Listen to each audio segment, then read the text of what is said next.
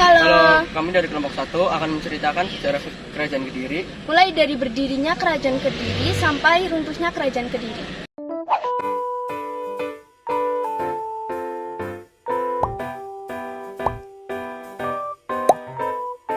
Kediri merupakan salah satu kerajaan Hindu yang terletak di tepi Sungai Berantas, Jawa Timur. Kerajaan yang berdiri sekitar abad ke-12 ini merupakan bagian dari Kerajaan Mataram kuno.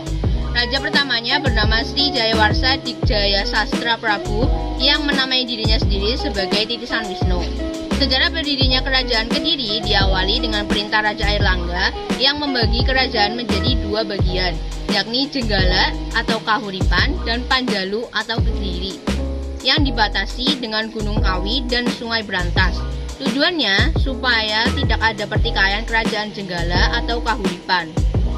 Kerajaan Jenggala atau Kahuripan terdiri atas Malang dan delta Sungai Berantas dengan pelabuhan Surabaya, Rembang, dan Pasuruan. Ibu kotanya adalah Kahuripan. Sedangkan Kerajaan Panjalu atau Kediri meliputi Kediri, Madiun, dan ibu kotanya adalah Daha. Lalu, pada November 1042, kedua putra Raja Airlangga memperebutkan tahta kerajaan, sehingga dengan terpaksa Airlangga membelah kerajaan menjadi dua.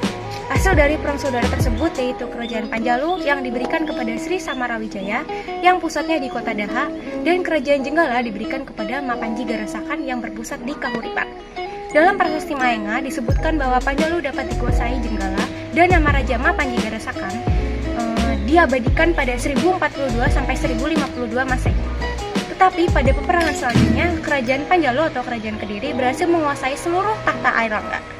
Ada juga raja-raja yang berkuasa yaitu Raja Sri Jayawarsa, Kameswara, Jayabaya, Prabu Sarwaswera, Prabu Kroncaryadipa, dan Srengga Kertajaya. Selanjutnya kita akan memasuki kehidupan politik Kerajaan Kediri. Nah, pada saat keadaan politik pemerintahan dan keadaan masyarakat di Kediri ini dicatat dalam berita dari Cina, yaitu dalam kitab Lingua Taita yang ditulis oleh Chou Pufei pada tahun 1178 dan pada kitab Chu Fanci yang disusun oleh Cao Juga pada tahun 1225. Kitab itu melukiskan keadaan pemerintahan dan masyarakat zaman Kediri. Kitab itu menggambarkan masa pemerintahan Kediri termasuk stabil dan pergantian tahta berjalan lancar tanpa menimbulkan perang saudara. Kemudian setelah 58 tahun mengalami masa suram, Kerajaan Panjalu atau Kediri bangkit lagi sekitar tahun 1116. Nah, berikut ini adalah raja yang memerintah pada masa tersebut sebagai berikut. Pertama ada Rakai Sirikan Sri Bameswara.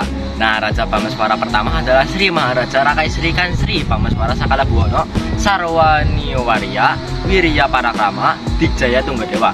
Hal itu disebutkan pada Prasasti Pandeglang 1 yang berangkat tahun 1038 Saka atau 1116 Masehi. Raja Sirikan masih mengeluarkan prasasti lain yaitu Prasasti Panumbangan berangkat tahun 1042 Saka atau 1120 Masehi. Prasasti Geneng berangkat tahun 1050 Saka atau 1120 Masehi. Prasasti Candi Tuban berangkat tahun 1052 Saka atau 1130 Masehi. Prasasti Tangkilan berangkat tahun 1052 Saka atau 1130 Masehi. Prasasti lainnya adalah Prasasti Karangreja berangkat tahun 1056 Saka atau 1136 Masehi. Lencana kerajaan yang digunakan adalah tengkorak bertaring di atas bulan sabit yang disebut Canda Kapala. Bameswara diperkirakan memerintah hingga tahun 1134 Masehi. Yang kedua yaitu Raja Jayabaya.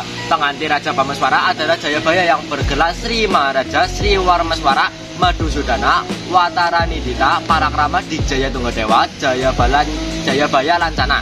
Ia memerintah pada tahun 1057 Saka atau 1135 Masehi. Salah satu prasastinya yang menarik adalah Prasasti Talan berangkat tahun 1508 Saka atau 1136 Masehi yang berisi pemindahan Prasasti Ripta tahun 961 Saka menjadi Prasasti Tinggopala oleh Raja Jayabaya. Dalam prasasti itu ia disebutkan sebagai penjelmaan Dewa Wisnu. Lencana kerajaan yang dipakai adalah Narasinga, tetapi pada Prasasti Talan disebutkan pemakaian lancana Garuda Mukha. Pada Prasasti Hantang atau 1057 Saka atau 1135 Masehi dituliskan kata Panjalu Jayati, artinya Panjalu menang berperang atas Jenggala, dan sekaligus untuk menunjukkan bahwa Jayabaya adalah pewaris tahta kerajaan yang sah dari Airlangga. Yang ketiga adalah Raja Sarweswara atau Sri Maharaja Rakai Sirikan Sri Sarweswara Janardana Watara Wijaya Grajasama Singhanadani Warya Wirya Parakrama Dikjaya Tungga Dewanama, merupakan pengganti Raja Jayabaya. Raja Sarweswara memerintah pada tahun 1159 hingga 1169. Rencana kerajaan yang digunakannya adalah Ganesha. Yang keempat, Raja Sri Aryaswara. Setelah masa pemerintahan Raja Sarweswara selesai, yang kemudian digantikan oleh Sri Maharaja Rakai Hino Sri Aryaswara Madhusudana Watara di Jamuka. Masa pemerintahan Raja Sri Aryaswara hanya sampai pada tahun 1181 dan digantikan oleh Sri Maharaja Sri Kroncarya Dipa Handabuana Palaka Parakrama Nindita Dikjaya Tungga Dewanama Sri Gandra. Yang kelima, Sri Gandra. Pada masa pemerintahan Sri Gandra dikenal jabatan Sanapati Sarwajala atau Laksamana Laut. Dengan jabatan itu diduga Kediri mempunyai armada laut yang kuat. Di samping itu juga dikenal pejabat yang menggunakan nama-nama binatang, misalnya kebo salawah, lembu agra, gajah kuning, dan macan putih. Kameswara memerintah kerajaan Kediri pada tahun 1182 sampai 1185. Kameswara bergelar Sri Maharaja Sri Kameswa Tri Wikra Mawatara Aniwarya Wirya Parakrama Dijaya Tungga Dewanama. Pada masa pemerintahan Kameswara, seni sastra berkembang sangat pesat. Kertajaya. Setelah Kameswara mangkat, raja yang memerintah kerajaan Kediri ialah Kertajaya atau disebut dengan Srengga. Kertajaya bergelar Sri Maharaja Sarmeswara Triwikramatara Ninita Srenggalancana Dikjatungga Dewanama. Kertajaya ialah raja terakhir yang memimpin kerajaan Kediri. Kertajaya memimpin pada tahun 1185 sampai 1222. Dalam masa pemerintahannya, Kertajaya sering berselisih pendapat dengan para Brahmana, sehingga para Brahmana meminta perlindungan kepada Ken Arok. Kesempatan mas itu digunakan oleh Ken Arok untuk memberontak raja. Oleh karena itu terjadi pertempuran hebat di Ganter. Dalam pertempuran itu, Ken Arok berhasil mengalahkan Kertajaya dan berakhirnya masa pemerintahan Kertajaya dan berakhirnya juga masa pemerintahan kerajaan Kediri dan dilanjut dengan dinasti Isana yang didirikan oleh Empu Sindrok. Kediri merupakan kerajaan agraris dan maritim. Masyarakat yang hidup di daerah pedalaman bermata pencarian sebagai petani. Hasil pertanian di daerah pedalaman kerajaan Kediri sangat melimpah karena didukung oleh kondisi tanah yang subur. Hasil pertanian yang melimpah memberikan kemakmuran bagi rakyat. Masyarakat yang berada di daerah pesisir hidup dari perdagangan dan pelayaran. Pada masa itu, perdagangan dan pelayaran berkembang pesat. Para pedagang Kediri sudah melakukan hubungan dagang dengan Maluku dan Sriwijaya. Kondisi masyarakat Kediri saat itu sudah teratur, bisa dilihat dari cara mereka berpakaian dan masalah perkawinan. Rasa simpati raja kepada rakyatnya juga sangatlah tinggi. Tinggi rendahnya martabat seseorang tidak dilihat dari pangkat atau harta bendanya, tetapi dilihat dari moral dan tingkah laku. Pada zaman itu, karya sastra juga berkembang pesat. Pada masa pemerintahan Jayabaya, raja memerintahkan Empu Sedah untuk mengubah kitab Bharatayuddha ke dalam bahasa Jawa kuno. Tetapi pekerjaan itu tidak selesai dan dilanjutkan oleh Empu Pandulu. Kitab itu berangkat tahun dalam bentuk Candra Sangkala, Sangakuda, Suda Candrama atau 1079 Saka atau 1157 Masehi. Pada masa pemerintahan Kameswara juga ditulis beberapa kitab, antara lain 1. Kitab Wertasancaya yang ditulis oleh Empu Tan Agung. Yang kedua ada kitab Samaradahana yang ditulis oleh Empu Darmaja. Yang ketiga ada kitab Lubdaka yang ditulis oleh Empu Tan Agung. Kejayaan Kerajaan Kediri ketika pada masa pemerintahan Raja Jayabaya. Daerah yang pada saat itu hanya Jawa Tengah meluas hingga hampir ke seluruh Pulau Jawa.